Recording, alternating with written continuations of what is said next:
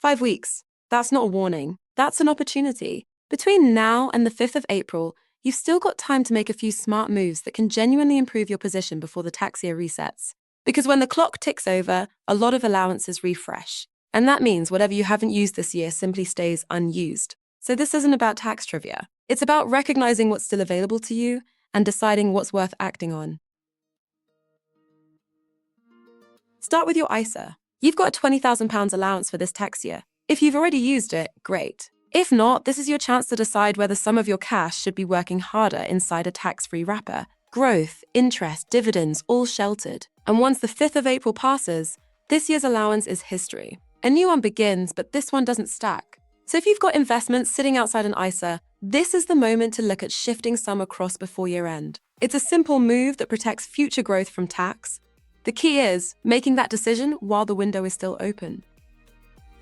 Now, if you're a Kiwi or Aussie contractor, and there's a possibility you'll leave the UK in the next couple of years, this tax year might be particularly valuable. You can keep your ISA when you leave, but you can't keep contributing once you're non-resident. So if using the UK wrapper is part of your longer-term plan, now's the time to think it through properly, rather than rushing later.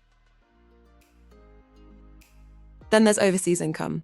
If you've got bank accounts in New Zealand or Australia, take a moment to make sure everything is set up correctly. Check that your residency status with the bank is accurate. Make sure you understand how the interest is being taxed. Small adjustments here can prevent unnecessary tax and admin later. A quick review now can save hassle down the line. Pensions are where the numbers can really move. The annual allowance is generous, and for many contractors, it's one of the most powerful planning tools available. If your income is pushing into higher rate territory, especially around the £100,000 mark, reviewing whether a pension contribution makes sense can be hugely worthwhile. You may also have unused allowance from previous years that can still be used, but some of it won't be available forever. A short conversation and a few calculations now can make a significant difference. If you run a limited company, timing is your lever. Deciding when to declare dividends or when to extract profits isn't just admin, it directly affects how much tax you pay. With rate changes on the horizon, reviewing your position before the 5th of April gives you control rather than leaving it to chance.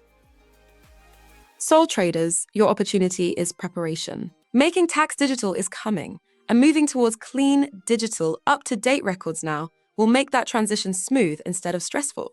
A bit of organization this side of April can set the tone for the entire next tax year. And finally, it's worth a quick year-end sweep. Check where you sit against the VAT threshold. See whether marriage allowance applies in your household. Consider whether pension contributions or gift aid could improve your adjusted net income position. Use annual gifting allowances if that fits your wider plans. None of this requires panic. It just requires intention. 5 weeks is enough time to review, decide, and act calmly, rather than looking back later wishing you had. So let's use the time well. Let's put in a strong sprint to the finish.